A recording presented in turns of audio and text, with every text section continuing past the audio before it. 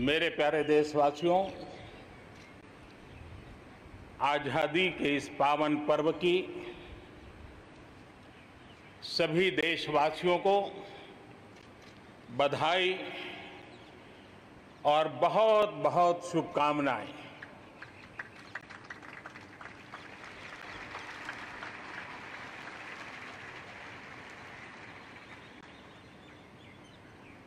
आज जो हम स्वतंत्र भारत में सांस ले रहे हैं, उसके पीछे मां भारती के लाखों बेटे बेटियों, उनका त्याग, उनका बलिदान और मां भारती को आजाद कराने के संकल्प के प्रति उनका समर्पण आज ऐसे सभी हमारे स्वातंत्र सेनानियों का, आजादी के वीरों का, नर बांकुरों का, वीर शहीदों का नमन करने का ये पर्व है। हमारे फौज के जाबाज जवान, हमारे अर्धसैनिक बल, हमारे पुलिस के जवान, सुरक्षा बल से जुड़े हुए हर कोई मां भारती के रक्षा में जुटे रहते हैं, सामान्य मानवीय की सुरक्षा में जुटे रहते हैं।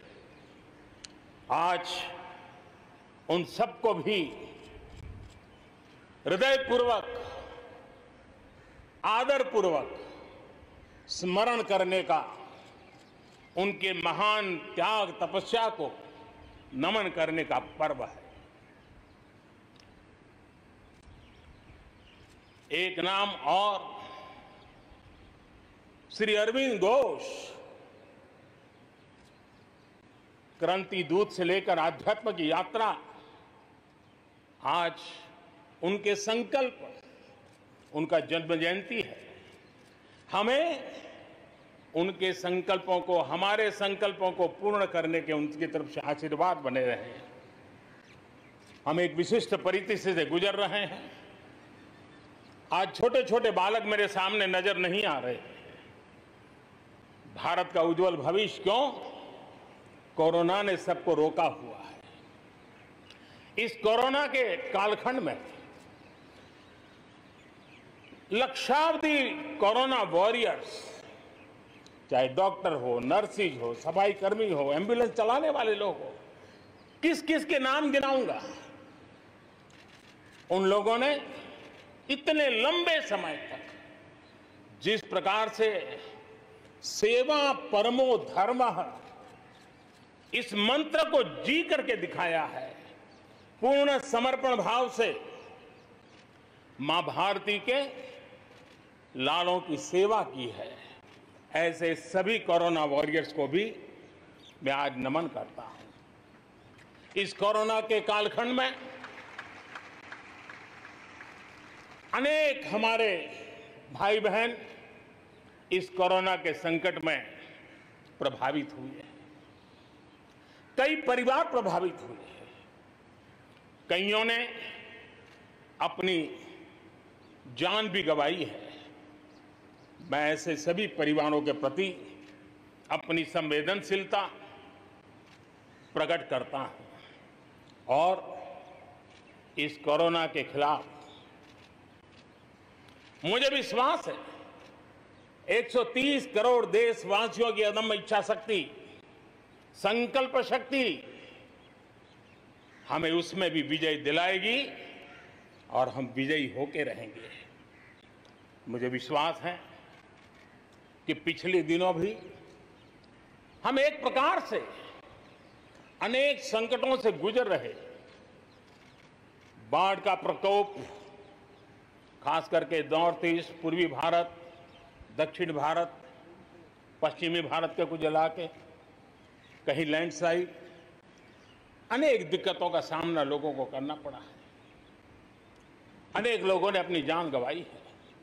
मैं उन परिवारों के प्रति भी मेरी संवेदना व्यक्त करता हूं और राज्य सरकारों के साथ कंधे से कंधा मिलाकर के ऐसी संकट की घड़ी में हमेशा देश एक बनकर के, चाहे केंद्र सरकार हो, राज्य सरकार हो, हम मिलकर के तत्काल जितनी भी मदद पहुंचाने का प्रयास कर सकते हैं, सफलतापूर्वक कर रहे हैं। मेरे प्यारे देशवासियों, आजादी का पर्व हमारे लिए, ये स्वतंत्रता का पर्व आजादी के वीरों को याद कर करके नए संकल्पों की ऊर्जा का एक अवसर होता है। एक प्रकार से हमारे लिए ये नई प्रेरणा लेकर के आता है, नया उमंग, नया उत्साह लेकर के आता है। और इस बार तो हमारे लिए संकल्प करना बहुत आवश्यक भी है और बहुत शुभ अवसर भी है, क्योंकि अगला जब हम आजादी का पर्व मनाएंगे तब हम 75 वर्ष में प्रवेश करेंगे। ये अपने आप में एक बहुत बड़ा अवसर है और इसलिए आज आने वाले 2 साल के लिए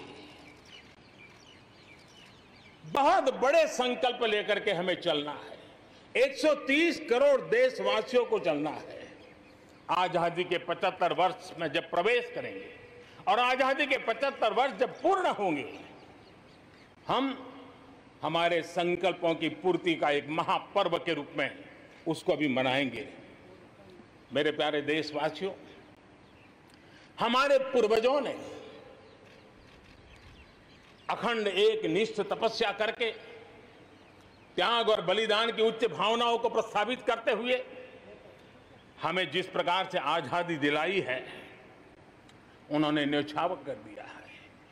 लेकिन हम ये बात न भूलें कि गुलामी के इतने लंबे कालखंड में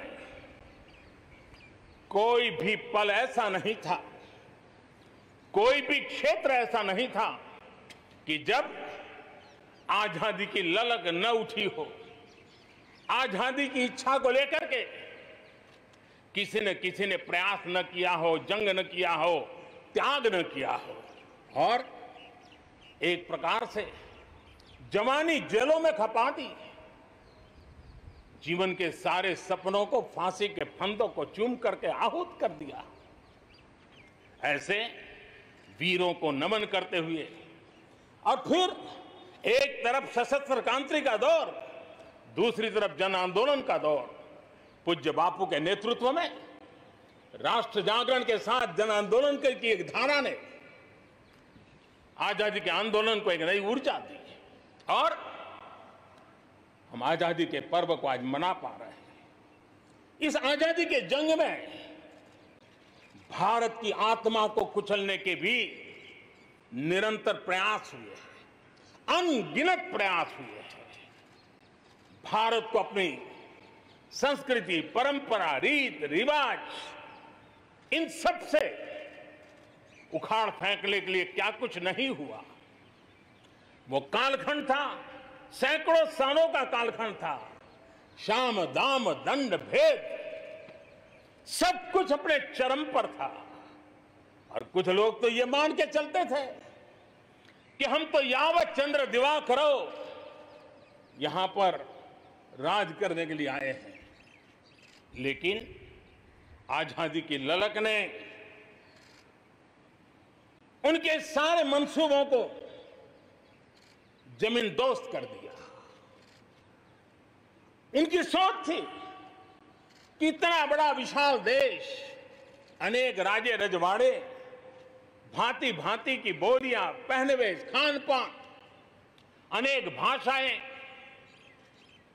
इतनी विविधताओं के कारण बिखरा हुआ देश कभी एक होकर के आजादी का जंग लड़ नहीं सकता है। लेकिन इस देश की प्राण शक्ति वो पहचान नहीं पाए। अंतर्भूत जो प्राण शक्ति है, एकता का सूत्र जो हमें सबको बांध करके रखा हुआ है, उसने आजादी के उस पर्व में पूरी ताकत के साथ जब वो मैदान में आया तो देश आजादी के जंग में विजयी हुआ। हम ये भी जानते हैं कि वो कालखंड था विस्तारवाद की सोच वालों ने दुनिया में जहां भी फैल सकते के फैलने का प्रयास किया, अपने झंडे गाड़ने की कोशिश की, लेकिन भारत का आजादी का आंदोलन दुनिया के अंदर भी एक प्रेरणा का पुंज बन गया, दिव्य स्तंभ बन गया और दुनिया में भी आजादी की ललक जगी। शांति, एकता और सद्भावना, यही तो आत्मनिर्भर भारत की ताकत बनने वाली है। यही मेलजोल, यही सद्भाव भारत के उज्जवल भविष्य की गारंटी है। इसी सद्भाव के साथ हमें आगे बढ़ना है। विकास में के इस महायज्ञ में हर हिंदुस्तानी को अपनी कुछ न कुछ आहुति देनी है। इस दशक में भारत नई नीति और नई रीति के साथ ही आगे बढ़ेगा। जब साधारण से काम नहीं चलेगा, अब होती है चलती का वक्त अब चला गया।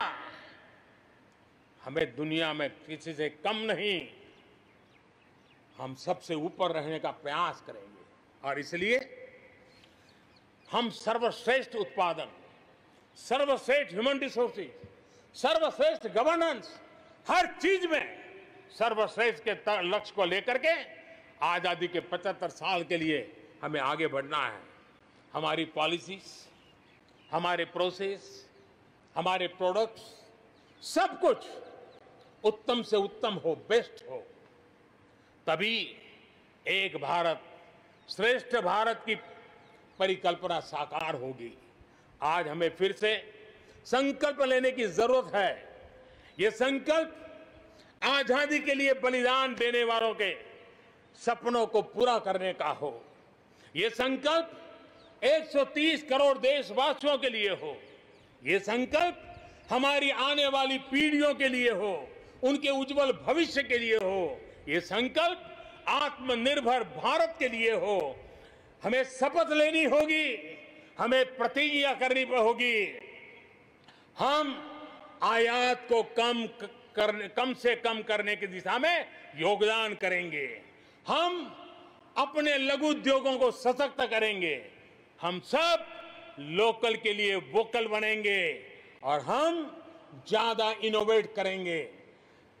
हम एम्पावर करेंगे अपने युवाओं को, महिलाओं को, आदिवासियों को, दिव्यांगों को, दलितों को, गरीबों को, गांव को, पिछड़ों को, हर किसी को।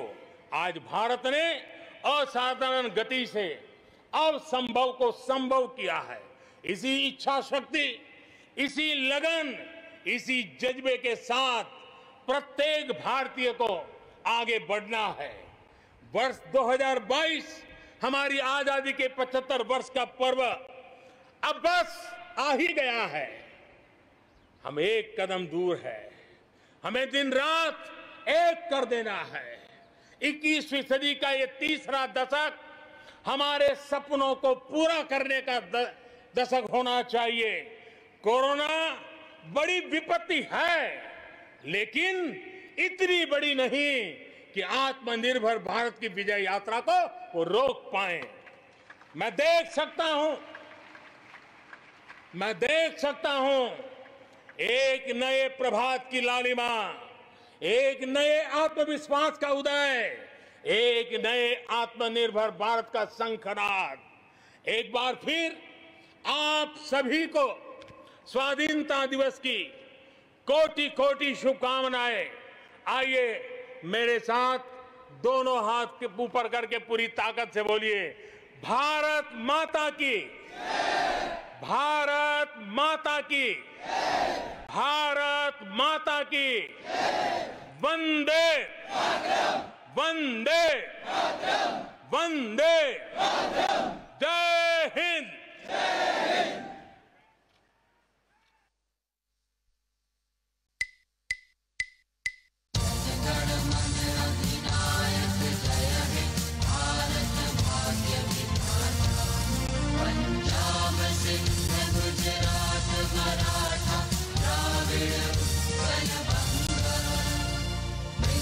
हिमाचल यमुना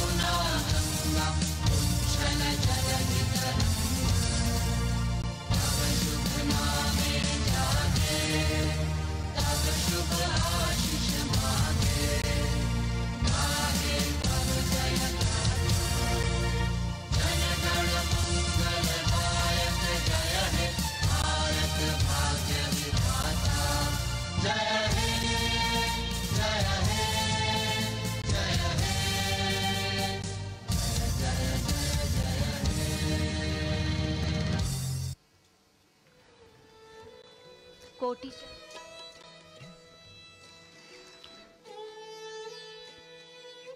माननीय प्रधानमंत्री महोदय ने 74वें स्वाधीनता दिवस के अवसर पर अपने उद्बोधन में देश के सामने जो प्राथमिकताएं हैं उनका उल्लेख किया और भविष्य